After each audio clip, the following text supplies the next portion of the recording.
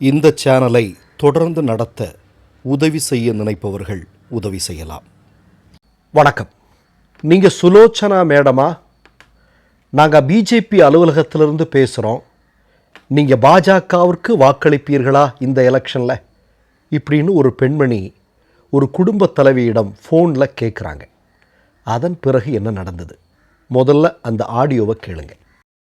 എവിടെന്നാ വിളിക്കുന്നേ? ബിജെപിയുടെ ഓഫീസിലാണ് വിളിക്കുന്നത്. സുലോചന എന്നാണോ ചേച്ചിയുടെ പേര്? ആ പറയൂ. ഓക്കെ, ചേച്ചിക്ക് പ്രധാനമന്ത്രി കിസാൻ പദ്ധതി കിട്ടുന്നുണ്ടോ? കിട്ടുന്നുണ്ട്. കഴിഞ്ഞ മാസം ലാസ്റ്റോട് കൂടിയൊക്കെ പേയ്മെന്റ് വന്നതാണോ? ആ വന്നിരുന്നു. ഓക്കെ ചേച്ചി, നമ്മളിപ്പോ ഇലക്ഷന്റെ ഭാഗമായിട്ട് വിളിക്കുന്നതാണ് കേട്ടാ. ചേച്ചിക്ക് ഇപ്പൊ ബിജെപി ഭരണത്തിലൊക്കെ താല്പര്യമുള്ള വ്യക്തിയാണോ? ബിജെപി ഭരണം, ഇപ്പോഴത്തെ ഭരണം വളരെ മോശമല്ലേ. മക്കൾക്കൊന്നും ജോലിയൊന്നുമില്ല, യുവജനങ്ങൾക്കൊന്നും ജോലി കൊടുക്കുന്നില്ല. ഉള്ള പൊതുമേഖല കംപ്ലീറ്റ് അദാനിക്കും അംബാനിക്കും കൊടുത്തുകൊണ്ടിരിക്കുകയല്ലേ. ഏതെങ്കിലും ഒരു പൊതുമേഖലയിൽ ജോലി കൊടുക്കാൻ പറ്റുന്നുണ്ടോ? പെട്രോളിന്റെയും ഗ്യാസിന്റെയും ഒക്കെ വില കൂടിക്കൊണ്ടിരിക്കും. ഇപ്പൊ ഇലക്ഷൻ പ്രമാണിച്ച് വില കുറച്ച്. ഇനി നിങ്ങൾ ഇലക്ഷൻ കഴിയുമ്പോൾ ഉടനെ വില കൂട്ടും. 50 രൂപയ്ക്ക് പെട്രോൾ വരാന്ന് പറഞ്ഞാണ്. ഇപ്പൊ 110 രൂപ അടുപ്പിച്ചായി.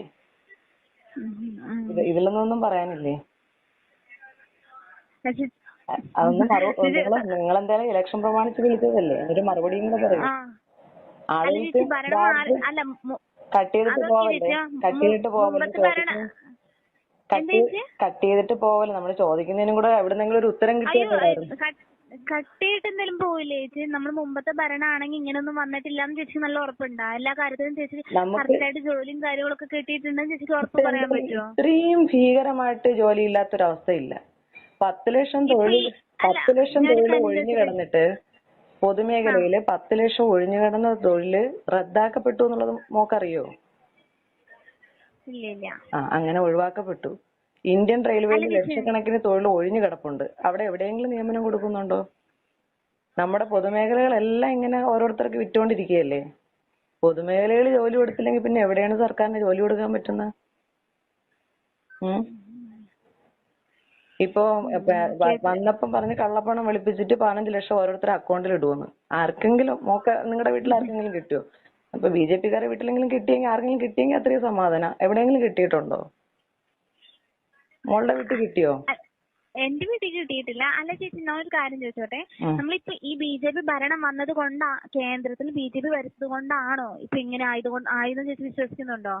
അവിടെ ഭരണം മാറ്റം വന്നിട്ടുണ്ടെങ്കിൽ വേറെ ഒന്നുമില്ല. മോളത്തെ ഒരു കാര്യം ചെയ്യട്ടെ. ഇപ്പൊ ഈ പൗരത്വ ഭേദഗതി നിയമം കൊണ്ടുവന്ന് അതിലെന്തിനാണ് മതം മാത്രം അടിസ്ഥാനമാക്കിയത്?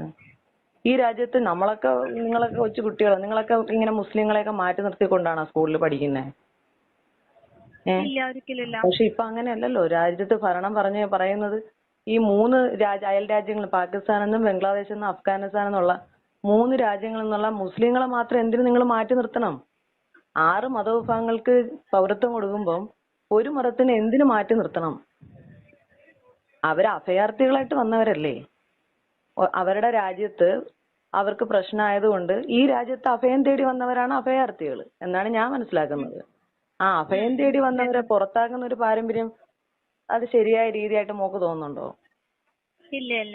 അപ്പൊ പിന്നെ അത് തെറ്റല്ലേ? അത് അങ്ങനെയൊക്കെ കാണിക്കുന്നത് മതത്തിന്റെ പേര്.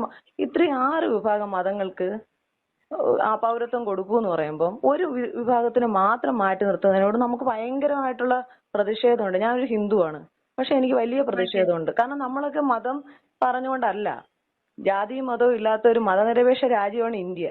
ആ രാജ്യത്തിനെ ഇപ്പൊ കീറി മുറിക്കണം. മണിപ്പൂരിൽ എന്താണ്, എത്ര ക്രിസ്ത്യൻ ദേവാലയങ്ങളാണ് തകർക്കപ്പെട്ടത് ഇല്ലേ? മണിപ്പൂര് ഭരിക്കുന്ന ആരാണ്? BJP ആണ്. ബീരേൻ സിംഗിന്റെ ഗവൺമെന്റ് ആണ് മണിപ്പൂര് ഭരിക്കുന്നത്. രാജ്യം ഭരിക്കുന്നത് നരേന്ദ്രമോദിയുടെ ഗവൺമെന്റ് ആണ്. ഈ 2 ഗവൺമെന്റ് ഭരിച്ചിട്ടും മണിപ്പൂരിലൊരു കലാപം ഉണ്ടായിട്ട് ഈ രാജ്യത്തിന്റെ ഗവൺമെന്റിനോ ആ സംസ്ഥാനത്തിന്റെ ഗവൺമെന്റിനോ ആ കലാപം നിയന്ത്രിക്കാൻ സാധിച്ചിട്ടുണ്ടോ? ഉണ്ടോ മോളെ? അപ്പൊ നമ്മൾ ഇലക്ഷന് വോട്ട് ചോദിക്കുമ്പോൾ നമ്മുടെ രാജ്യത്തിന്റെ അവസ്ഥ നമ്മളും കൂടി മനസ്സിലാക്കണം. നിങ്ങളെപ്പോലുള്ള ചെറിയ പിള്ളേരാണ് നമ്മളെ രാജ്യത്തിന് ഇങ്ങനെ മതത്തിന്റെ പേരിൽ കീറി മുറിക്കാൻ നോക്കുമ്പോഴേ നിങ്ങളൊക്കെ പ്രതികരിക്കണം. നിങ്ങളൊക്കെ നിങ്ങളുടെ രാഷ്ട്രീയ പാർട്ടിയിൽ നിന്നുകൊണ്ട് തന്നെ പ്രതികരിക്കണം. இது மலையாளத்தில் இருக்கு. இன்னைக்கு இந்தியா முழுவதும் இதை டிரான்ஸ்லேட் பண்ணி எல்லா மாநிலமும் போட்டி போட்டுக்கொண்டு இந்த ஆடியோ ஒளிபரப்பி கொண்டிருக்கிறார்கள். உங்களுக்கு பெரும்பாலும் நம்முடைய தமிழ் மொழியிலிருந்து பிறந்த மொழிதானே நம்முடைய சகோதரி மொழி தானே, உங்களுக்கு பெரும்பாலான தமிழர்களுக்கு புரிந்திருக்கும் என்று நினைக்கிறேன். புரியாதவர்களுக்காக இதில் இருக்கக்கூடிய சில முக்கியமான விஷயங்களை மட்டும் உங்களுக்கு சொல்லலாம்னு நினைக்கிறேன். முதல் விஷயம், பிஜேபி அலுவலகத்திலிருந்து பேசுகிறேன், பிஜேபிக்கு வாக்களிப்பீங்களா, பிஜேபி ஆட்சி எப்படி இருக்குது அப்படின்னு. உடனே அந்த அம்மா சொல்கிறாங்க, பிஜேபி ஆட்சி எப்படி இருக்குன்னு நான் சொல்லித்தான் உனக்கு தெரியணுமா?